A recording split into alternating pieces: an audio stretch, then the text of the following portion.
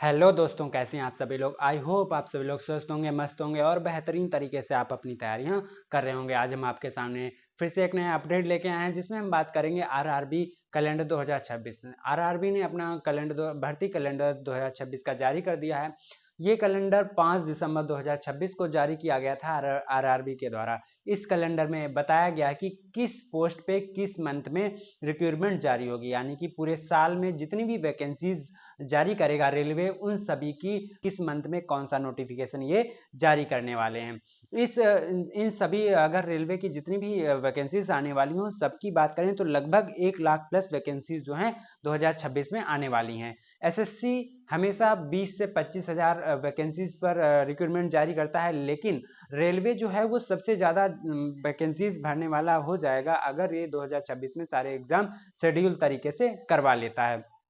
तो इसके official notification पर जाकर हम देखते हैं। अगर हम बात करें रेलवे के इस नोटिस की, तो ये नोटिस जो है 5 दिसंबर 2025 को जारी किया गया था और इस नोटिफिकेशन में बताया गया है कि annual calendar for RRB recruitment for the year 2026 and nomination of nodal RRBs, यानी कि नोडल आरआरबीज। आरआरबी जो है वो अपने आरआरबी बोर्ड हर जोन में एक आरआरबी बोर्ड नियुक्त करता है, जो ये इनको बताता है कि किस जोन में कितनी वैकेंसीज जो हैं वो खाली हैं, किस पद पर कितनी वैकेंसी जो हैं वो खाली हैं और उनके लिए हमें रिक्रूटमेंट निकालना है। यहाँ की annual calendar for RRB recruitment 2026, यहाँ पर कैटेगरीज हैं, vacancies, assessment up to and proposal for draft CN. CN का मतलब है सेंट्रलाइज एम्प्लॉयमेंट नोटिस, यानी कि ये नोटिस जो है इस मंथ में जारी होने वाली है। तो सबसे पहले जो बात की है इन्होंने वो है एएलपी की, यानी कि असिस्टेंट लोको पायलट की। असिस्टेंट लोको पायलट जो है वो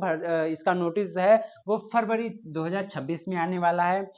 यहाँ पर वैकेंसीज असेसमेंट अप टू 30 जून 2027। 30 जून 2027 का यहाँ पर ये मतलब है कि जितनी भी वैकेंसीज खाली होने वाली हैं 30 जून 2027 तक, और जितनी खाली हुई हैं उन सभी पर रिक्रूटमेंट फरवरी 2026 में ये जारी कर देंगे। और ये सब इनको कब तक कंप्लीट करना है? 2026 तक। आरआरबी हर जोन में अपना एक आरआर नोडल ऑफिसर नियुक्त करता है और वो नोडल ऑफिसर इनको ये बताता है कि किस कैटेगरीज की कितनी पोस्टें जो हैं वो खाली हैं और कितने लोगों की हमें ज़रूरत है। ये पूछता है आरआरबी कि आप सभी हमें गिन के बताइए कि आपके जोन में कितने लोगों की आपको ज़रूरत है, और फिर उसी हिसाब से ये आरआरबी यानी कि रेलवे मिनिस्ट्री के द्वारा पूरा अप्रूव्ड करा के और पूरा जो फंड है वो जारी करवा लेते हैं। उसके बाद में ये अपना रिक्रूटमेंट जो है वो जारी करेंगे। तो यहाँ पर जो हमारा फरवरी में है वो असिस्टेंट लोको पायलट के लिए नोटिस जो है वो इनका जारी होगा। दूसरे नंबर पर है टेक्नीशियन के लिए। टेक्नीशियन के लिए जो है वो मार्च 2026 में ये रिक्रूटमेंट जारी करेंगे। मार्च 2026 में ये टेक्नीशियन के लिए अपना रिक्रूटमेंट जारी कर देंगे। अपने रिक्रूटमेंट में ये बताएंगे कि किस डेट से फॉर्म जो है वो स्टार्ट हो रहे हैं और किस डेट में ये जो है फॉर्म अप्लाई करना, आप किस डेट तक अब आप फॉर्म अप्लाई कर सकते हो। तो ये पूरी जानकारी ये देने वाले हैं। अगली जो अगर हम बात करें वो है हमारा सेक्शन कंट्रोलर, जो है वो हमारा अप्रैल 2026 में सेक्शन कंट्रोलर का जो नोटिफिकेशन है वो अप्रैल 2026 में आने वाला है। एंड अगला जो है वो junior engineer and paramedical categories and junior engineer का जो नोटिफिकेशन है वो हमारा जुलाई 2026 में आएगा। तो रेलवे बोर्ड है उसने पूरी प्लानिंग कर ली है कि किस मंथ में हमें कौन सा रिक्रूटमेंट नोटिस जारी करना है और उसी के हिसाब से अपने एग्जाम जो है वो शेड्यूल करेगा। यहाँ पर अगली अगर हम बात करें तो non technical popular category graduate level का, एंड अगला है वो है हमारा अंडर ग्रेजुएट यानी कि 12th लेवल का। तो ये दोनों जो वैकेंसीज हैं इनके लिए नोटिफिकेशन जो है हमारा अगस्त 2026 में जारी होगा।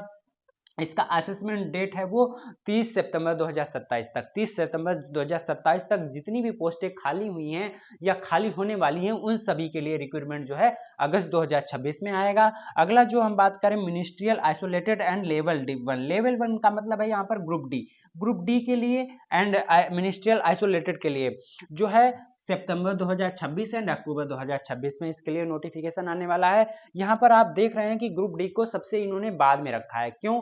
ग्रुप डी की वजह से 2025 में सारे जो एग्जाम जो थे रेलवे के वो डिले हो गए। आप देख रहे हैं ग्रुप डी का जो एग्जाम है वो इस समय कंडक्ट कराए जा रहे हैं या कंडक्ट हो रहे हैं। ये क्यों हो रहा है? क्योंकि ग्रुप डी का जो केस था वो हाई कोर्ट में चल रहा था, उसी की वजह से रेलवे के जितने भी एग्जाम थे वो डिले हो गए। इसी वजह से 2026 में ग्रुप डी को इन्होंने सबसे बाद में रखा है, क्योंकि जो इसकी योग्यता होती है वो 10वीं होती है, यानी कि अगर आपने 10वीं किया है तो आप ग्रुप डी में फॉर्म अप्लाई कर सकते हैं।